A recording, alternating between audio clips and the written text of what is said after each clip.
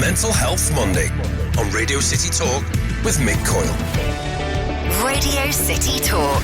Yeah, welcome to the UK's premier radio station that talks about mental health. We do it every Monday and we call it Mental Health Monday. My name's Mick Coyle. I do hope you're well. Welcome to another week and welcome to the start of Children's Mental Health Week, which is underway. It's got the backing of, among other top names, the Duchess of Cambridge. In a few moments' time, you're going to be hearing from the Duchess of Cambridge herself, explaining why she's backing the idea. Then we'll catch up with Sarah Kendrick from Place to Be. She'll be explaining what Children's Mental Health Week is all about, how you can get involved, and where, if you work with young people, if you know young people, if you've got young people in your care, you can find out more information about their own mental health and how you can help out in that regard. I've got all the details of how you can get on board with that. Also, last week we were talking about the Now Festival taking place in Liverpool and how young people here in this city were getting involved in this mental health festival. Another chance to hear our interview with Erin, Charlotte and Jess, who are all at Archbishop Blanch. They had their show on the Thursday night talking about mental health as well. So seeing as it's Children's Mental Health Week, we may as well actually speak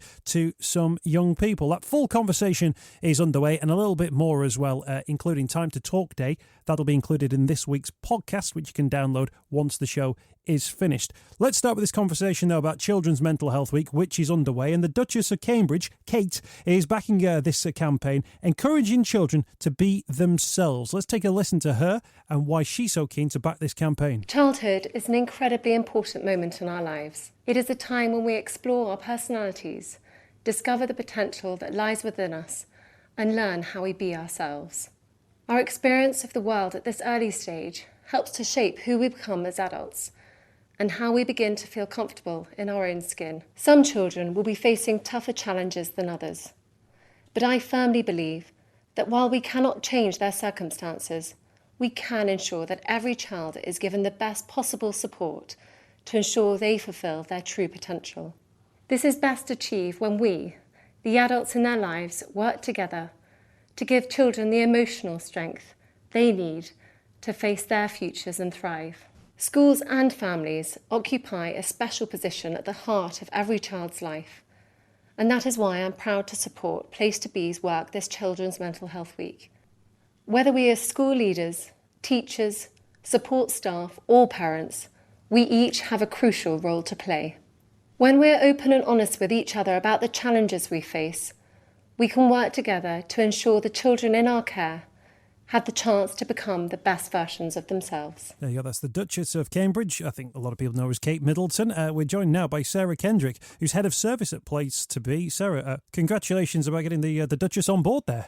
Thank you very much, Mick, and thank you so much for inviting me to Mental Health Monday. Hey, not a problem at all. It's great to get you on the programme at the start of Children's Mental Health Week. A little bit later on in the programme, we're going to be hearing from some young people. When you speak to young people about mental health, I'm always surprised by how aware they are of the fact that they have mental health. They're aware of what mental health is. Absolutely. Children, we find children are really willing and able to talk about their mental health. That's in a way why we run Children's Mental Health Week, to ensure that their voice gets out there. And this Children's Mental Health Week, we're celebrating being ourselves. That's the theme for this week. Yeah, just tell us about the idea behind that, because there might be a few people saying, well, actually, when I was a kid, I didn't really know who I was. I wouldn't understand what it would mean to be myself. That's right. Being ourselves really kind of celebrates the differences that we all have, the challenges we have, and we know that when we have a balanced view of ourselves, we're much more able to cope with life's challenges. And as you point out, childhood is a time where all of these views of ourselves are developing. But we know that children really have a lot of pressures on them. In our services, 8 out of 10 children who access our services suffer from low self-esteem.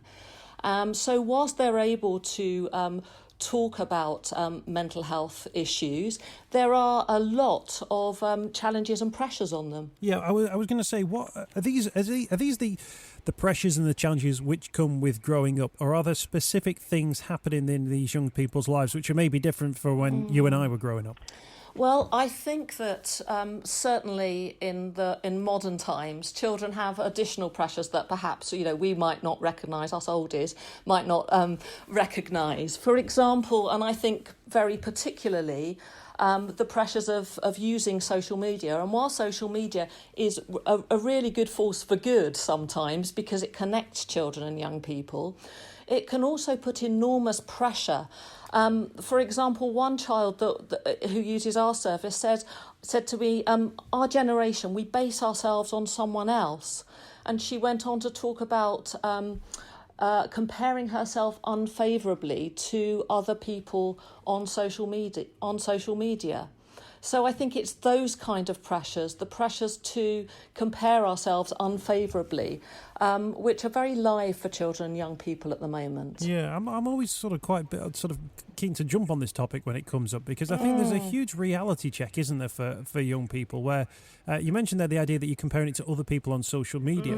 Is there also a risk, Sarah, that actually you're comparing yourself as a human being to yourself on social media, i.e. somebody who appears to have lots of friends, somebody who appears to be having an exciting time? You're not just looking at Kim Kardashian and thinking, I want to be like her. No. You're actually looking at a picture of yourself and thinking, I want to be like that, even though you've run something through filters and Snapchat filters and everything in between. Yeah, that's right. And I think that those kind of pressures, that sort of, making yourself appear other than how you actually experience yourself, can be very detrimental. It can be another, real pressure in terms of how we view ourselves.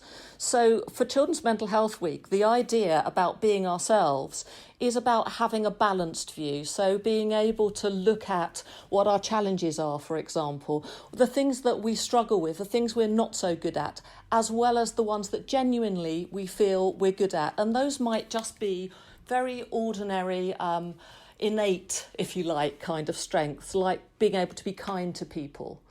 So it's really important that we look right across the range of skills and abilities that we have and try and appraise ourselves more fairly. Yeah, is that an easy conversation to have with young people, where you essentially are saying to them, look, the things that we value in life are, your generosity, your kindness, your sympathy and empathy, versus how many friends you've got on Facebook, whether or not you've got the coolest, trainers in the classroom? Yep, I do think so. I think children are very well aware of actually what's important. A lot of the children and young people that we talk to actually say that, the things that they recognise. Our last Children's Mental Health Week, for example, was about kindness. And children really understand those innate values and know the kind of positive impact that they can have. When children come to our self-referral service at Place to Be, and we saw 35,000 children in that service last year, they talked about friendships, mostly. And very often they will bring other children or young people who either they've fallen out with or they're having problems with. So children come to us with the issues, and they're often innate issues that really sort of concern them. We've got Sarah Kendrick with us, Head of Service at Place to Be. It's Children's Mental Health Week, running all this week. Place2be, the number 2, .org.uk has got more information on this and about how you can get involved, and there's some resources on there as well. In terms of mental health and the mental health of young people, Sarah, we often hear about, young people and a crisis of mental health. In the main, where are children at when it comes to mental health? Is there a percentage that you think are at risk when it comes to their mental health? Or is there a sort of an innate sort of vulnerability in all young people when it comes to their mental health? Well, there are moments of innate vulnerability, I think, and particularly at adolescence and times of transition, and they sort of coalesce in our school system. But around half of adult mental health orders begin before the age of 14. And we know that there are certain groups of young people who are much more vulnerable to developing mental health problems. For example, children who are or have been looked after, children from black and minority ethnic groups, children who have experienced trauma in their lives.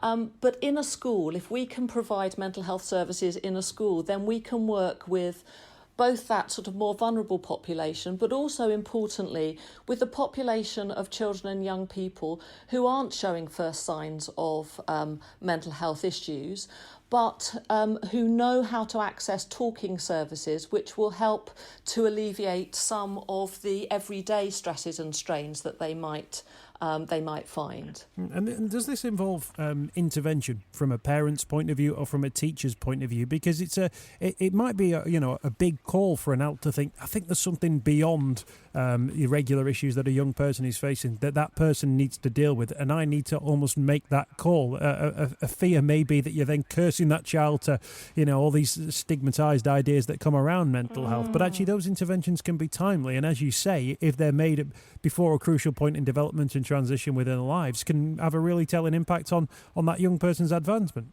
Yeah, that's right. I mean, a place to be, we know that sort of getting in there early in the life of the problem and in the life of the child really works to head off mental health problems later on in life. But where they have developed, I think it's so important. Schools have a big burden on them, schools, teaching staff, to notice children's mental health. And where there isn't already a mental health service like Place to Be in the school, schools need to develop really good links with their local child and adolescent mental health service, for example. And if those are in place, then it makes referral for those children and young people less problematic and less stigmatised. Yeah, on your website, by the way, there's loads of different information, and actually you can sort of download these, and a lot of these resources I think are available for free. I'm just looking at the section, Place to Be tips for children about being yourselves as well. Try and think of 3 things that you like about yourself.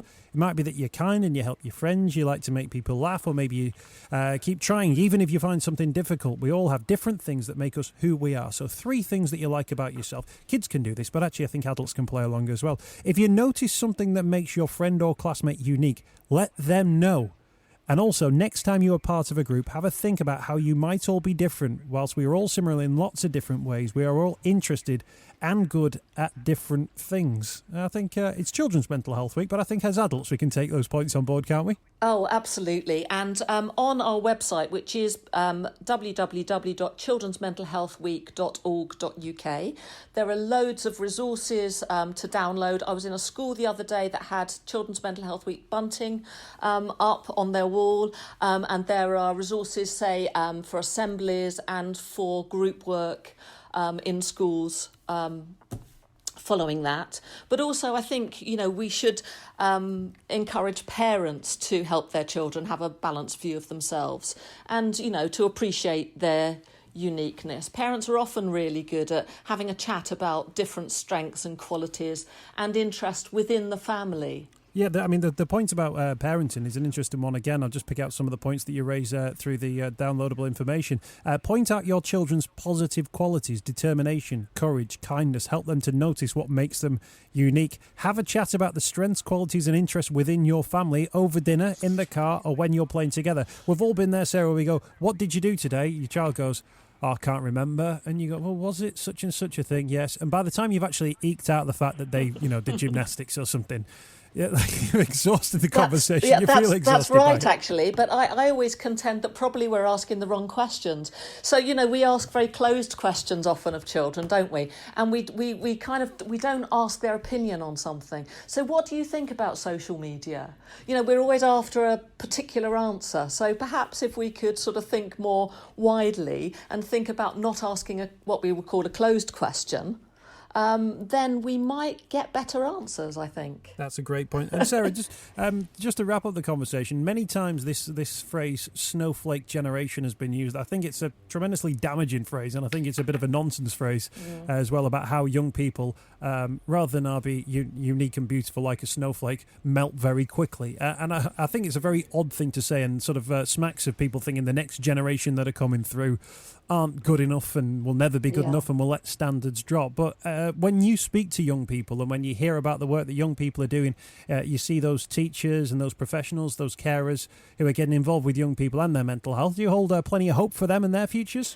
Absolutely. I went to Parliament with a group of children from a London school the other day, and they showed brilliant skills of resilience. Not only did they have those skills of resilience, which they'd learnt, they'd learnt to overcome life's problems by talking, but they were so articulate about them. So absolutely, I think that, snowflakes are just unique and show actually an awful lot of resilience. Sarah, thank you for your time. Really appreciate you coming on the programme today. It's a pleasure. Thank you. That's Sarah Kendrick, Head of Service at Place to Be. Children's Mental Health Week with the support of the Duchess of Cambridge is underway. Place 2, the number 2, be.org.uk has got loads of information, both for parents and carers, for children themselves, but also for schools as well. So you can get on board with that. Place2be.org.uk. It's Children's Mental Health Week, and as Sarah set out there, if you make sure that children are on a good path from a mental health point of view before the age of 14, then actually that sets them up very nicely going into their adult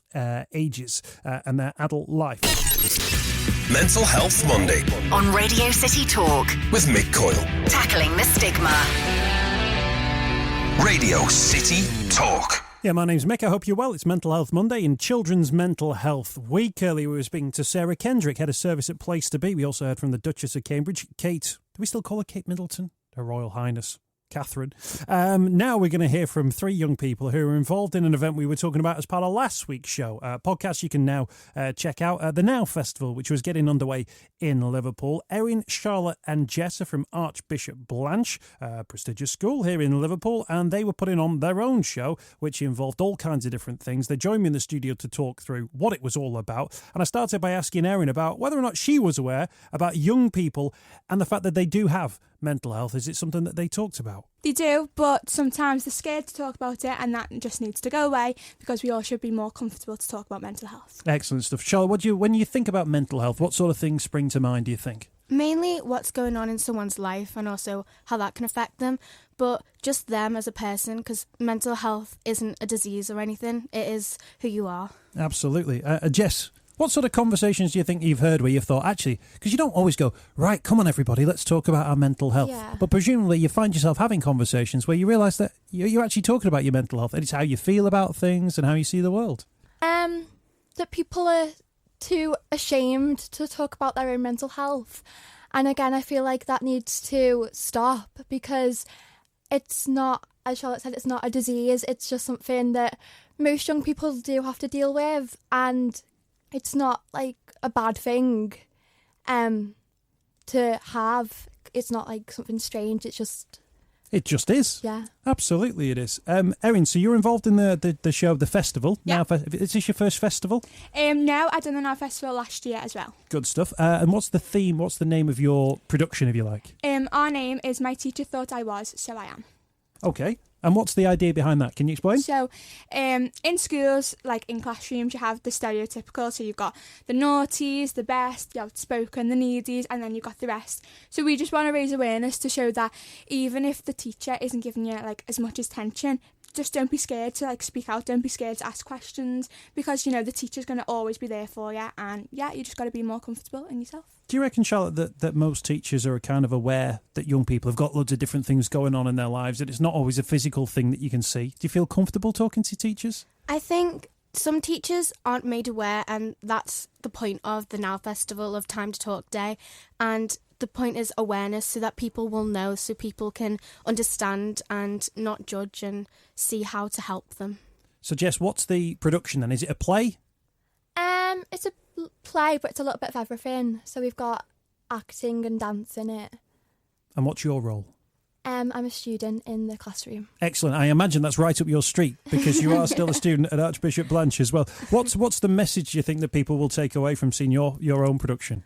That you're not alone with mental health and that there's always going to be someone to help you go through it. Excellent stuff. Do you guys have your own sort of ring of friends, people you trust in? Because often we talk about, everyone should talk about the mental health. You're not just going to stop somebody in the street and tell them that, you're feeling a little bit down in the dumps, right? But you will have a conversation. Do you feel comfortable that you've got friends who would understand? Yeah, of course. Yeah. There's loads of people who can really help you, and if you find the right people, and most people are, then you can just talk to them and tell them how you feel. And do you get a sense, Jess, that, if you do talk about your mental health, that actually it puts you in a better place in terms of your life? You feel more comfortable in yourself if you're able to sort of put that across to your mates? Yeah, I think it does help a lot when you're able to talk to someone about it, because then it's not like you're carrying it all on yourself. You do have other people that you can go to and trust. Do you think that people will react to this play? Do you think that they'll go, I'll change my mind about that now? Do you think you're going to open people's eyes? Yeah, I think that this is really an important message we're trying to put across, and the fact that so many people are going to come and see, I think the message will really hit them. I think really look at people and think maybe there's something else going on. Excellent stuff. And in terms of you, I mean, you guys, what ages are you? 14. So you're right in the middle of what is a really difficult time. I mean, life sometimes has difficult times, but you guys are right in that middle of the thing where you go. People talk about exam pressures, plus the fact you're growing up as well. You probably noticed boys and all that kind of stuff. That's all going on as well. But is that something which is life pressurized? Do you feel like there's stuff coming at you at all times? Well, there's going to be the days where you're not going to have a good day, but there's always the next day, So if you're not feeling, your best on, say, Monday, obviously because it's Monday, but on Tuesday, it's like, okay, it's a brand new day. I'm going to be more positive than I was yesterday, and I'm just going to make this day the best day ever. One of the worst things people used to say is, oh, you don't know how easy you've got it. They're the best times of your lives. Because I guess if you're having a bad time of it, you don't have any further experience to know about other bad times that might be coming down the road, and they may be worse, right? But when you're young, a bad day's a bad day, right? Yeah. And if it becomes a bad week, that can be a problem. If it becomes a bad month, that's a really bad time, isn't it? Yeah. And a month is a long time when you're your age as well. The fact that you're doing this, Jess, on a stage. Yes. With an audience, people who are paying to come down and see you. Does that put a little bit of added spice into it, do you think? I think it puts a little bit more pressure onto you, but I enjoy it personally, and I feel like it's just go out there and have fun, and that way you won't feel panicked or worried. Yeah, what do you think that you're getting out of it? Confidence? Confidence and the ability to speak about mental health more freely. Excellent. What about you? I think that the fact that we can get the message across to so many people, and the fact that, this we're saying, because we've produced this ourselves, we've put in what we think for our, for how we feel about mental health and people in the classroom. And I think that's a real powerful thing to say that in front of people. When you put all the ideas down on a piece of paper and said, this is what we want to present, were there any parents, teachers, adults who were going, you can't say that, you shouldn't talk like that? Or were they pretty responsible in terms of letting you get on with it and come up with your own ideas? Well, our wonderful performing arts teacher, Miss Mel, she has supported us all the way through and has completely and utterly just let us have free reign of what we can do. But her guidance and her, loveliness is really, helped us through to make decisions. If she's been censoring anything you've been saying, you can tell me, No, this is all how we feel. And I think our entire class, if you're listening out there, will, really agree with us that Miss Mel has really helped us to make this an amazing piece. Definitely. Yeah. Excellent stuff. Well, congratulations. When can people see it, I guess, will be the next key question. Hopefully it'll be on YouTube in a couple of months. So, There you go, Erin, Charlotte and Jess on Radio City Talk and Mental Health Monday from Archbishop Blanch Now Festival, which was a festival looking at mental health and young people taking place in Liverpool. Off the back of the conversation we had, actually, I tweeted the school and said, those young people are a credit to the school and they should be very proud of them. And I encouraged them to give them a free pass to the front of the canteen queue. Off the back of that, I then got a tweet from the school saying, hey, Mick, thanks a lot for that. We're now here. We are using our free passes, and a photo of them all at the front of the queue in the canteen. If only I knew I wielded such power, I could use it for much, much greater things. Anyway, Mental Health Monday, the podcast, here's an extra for you now. Sue Baker OBE. Now, Sue is behind Time to Talk Day, which gets underway every single year at the start of February. She joined me on the programme for the day itself, and she joined me from the top of the Walkie Talkie building in London with an explanation of what Time to Talk Day is all about and how you can get involved. So this is the 5th time we've done this national day. So it's a collective day where we are encouraging people to have open conversations about mental health. And this morning we launched it on, I think it was the 37th floor of the Walkie Talkie building in London, if anybody knows that. I've never been that high up in London before. It's a bit like being in a big fishbowl where you get every view of London. It was absolutely freezing, no heating.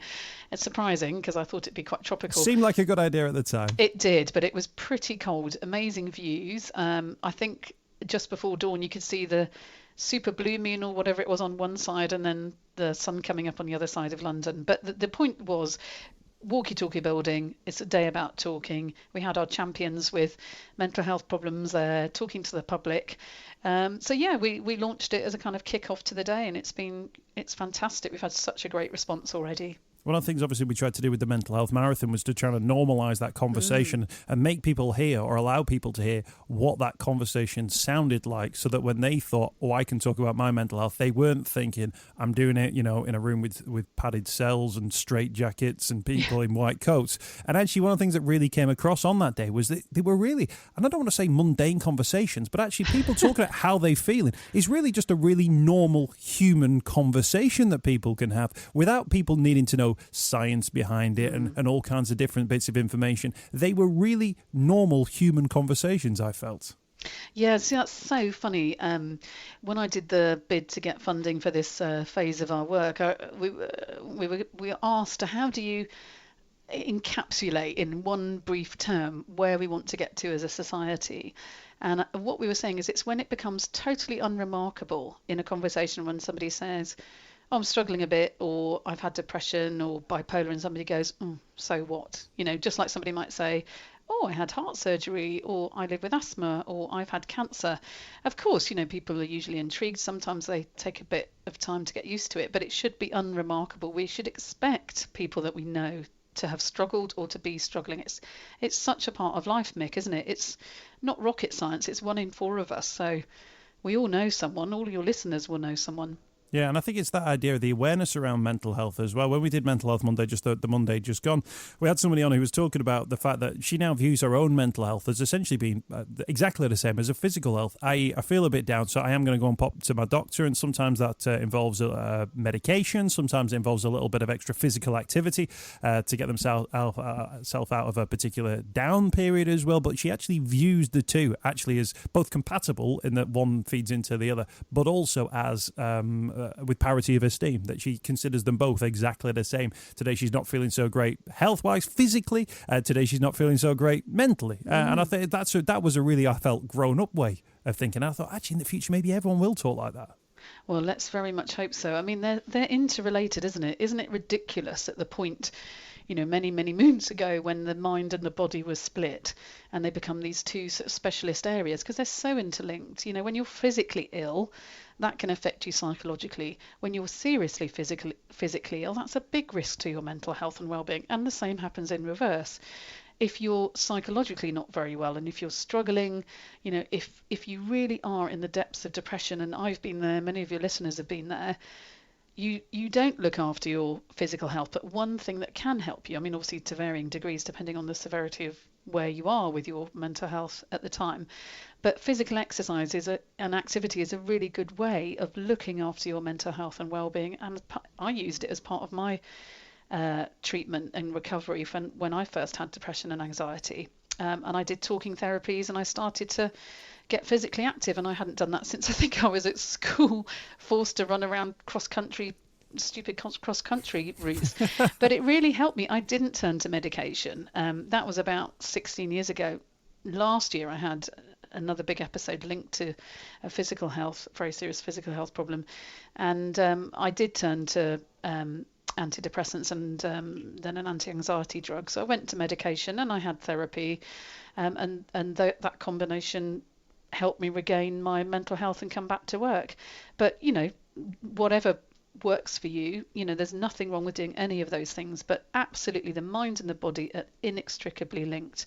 The more we treat them together and treat them both with the respect that they're due, the more our society will be the better for it. Yeah, and I wonder whether or not actually those sort of the physical attributes you talked about there, the physical health aspect, is a good into this one, where people can go, oh, I've gone on I've done on a 5-mile run. Oh, do you run regularly? Yeah, it actually helps me out, because actually when I've got a really low mood, it really picks me up. And I think that there might be a way that people can get into it. Or I'm really down at the moment. Yeah, well, I had a long-term illness, or I was battling in and out of hospital, and it had a really negative impact on my mental health. That actually, though, people can associate maybe with those physical things a little bit more, and actually use that as an inlet to the conversation about mental health. Yeah, it's definitely one way in, isn't it? Because, if you talk to a lot of runners or a lot of people that do regular physical activity, they know that whether it's the endorphins or whether that they're feeling physically better and that helps how they're feeling about themselves and their overall well-being, they know the benefits. So we've done a lot of work at Mind about the benefits of physical activity, and we do a lot of work with a whole host of sports groups, and the more people do whatever form of physical activity, whether it's walking or running or team sports or ecotherapy is another thing, being out in the garden, out with nature, being active, all of these things are good for your well-being. I got a tweet yesterday from Matthew Gordon from an organisation called Me United, and he basically sets up football matches for people who have got mental health concerns or just are aware of their mental health and just want to take part in a bit of physical activity in a pretty friendly environment. And he set up a new website. I'll give it a mention, meunited.co.uk, but there's a blog section on there. I said, oh, thanks for sending it across. I'll make sure I gave it a read. I'll give it a read. He says, I mentioned your programme in the blog. He says, Mick, it was your show that made me talk. And I thought, well, I hope he means inspired or encouraged rather than made him talk. But I thought, actually, what a good example that is of somebody who's just heard other people talking about mental health and has then thought, well, actually, I can now talk about it. There's an outlet there. It's quite infectious, isn't it? Because it empowers people and people don't feel alone.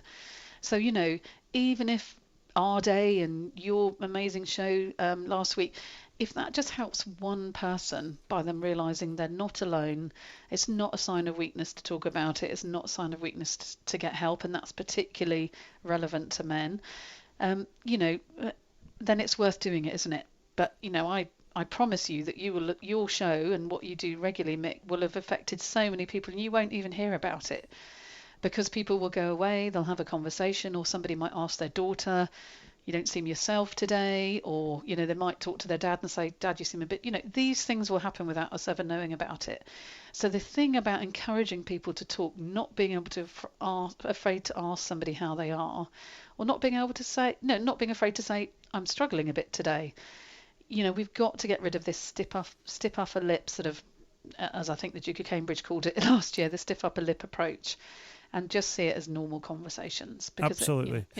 That's what it is. And in terms of those conversations, when people have them, how are you feeling today? If somebody does say to you, Sue, actually, I'm feeling a little bit down. Oh, actually, things aren't working out so well for me. What's the next thing? What do you advise people to say at that point? Because that might be the point where people go, "Oh, hang on a minute, I'm not prepared for this. I'm not, I'm not a trained psychiatrist or anything like that." But what is that next stage if someone says, "Oh, actually, I don't feel great at the moment. I've not felt great for some time." Yeah, absolutely. And, actually a step before that, Mick, a lot of people, it's very British, isn't it, to say, oh, no, I'm okay.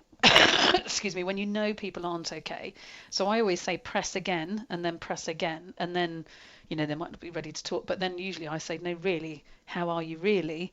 Or how are you feeling in yourself?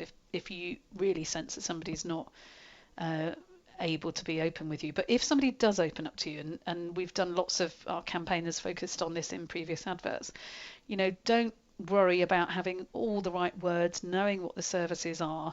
The main thing is just to make it absolutely clear that you're not judging somebody and say, okay, well, that's, I'm really honoured, or that's great that you've opened up to me or confided in me. It really helps to talk about it. Let's have a look online, or if you do know of some local groups, whether it's Mind or a local charity up near Liverpool, or whether it's, or look online, somebody high profile might have talked about mental health. Make sure that person doesn't feel they're being judged. Make sure that they don't feel alone, that this is a common experience for 1 in 4 of us. So say that you're not alone. A lot of people feel like this. If you haven't got the information to hand, go online. But the main thing is, if they think, and you think it might be helpful for them to talk to a professional, get them to talk to their GP. About 1 in 3 appointments with GPs are about mental health. So it's not unusual that GPs will have a lot of discussions and a lot of appointments with their patients about mental health. Now, you don't have to be an expert to say, go and talk to the GP, or have a look on Mind's website, or have a look at Time to Change, because then there's loads of blogs, there's loads of information, there's loads of fact sheets, and there's helplines. There's Mind, there's the Samaritans, there's Sane, there's lots of organisations with helplines. So you don't have to have all the answers. Just guide them into the right direction, or go and have a look online. Absolutely. Sue, thank you for your time today. Really appreciate you coming on your birthday as well. You're welcome, Mick. Keep up the good work. That's Sue Baker OBE, who joined me on Radio City Talk for Time to Talk Day. Thanks for downloading the Radio City Talk Mental Health Monday podcast. If you want to listen again, just hit restart. The whole thing will restart, but you might want to listen to the previous 50-odd episodes that we've done of Mental Health Monday. Download them. If you want to subscribe to Mental Health Monday, you can do so via your podcast provider, or just type in Mental Health Monday podcast into your search engine and get all the previous episodes. If you're able to give us a star rating, that would be wonderful. Anything above 3 stars, we're more than happy with. And if you want to get on board with the programme itself, drop me an email, mick@radiocity.co.uk. That's mick@radiocity.co.uk. Mental Health Monday with Mick Coyle. Radio City Talk.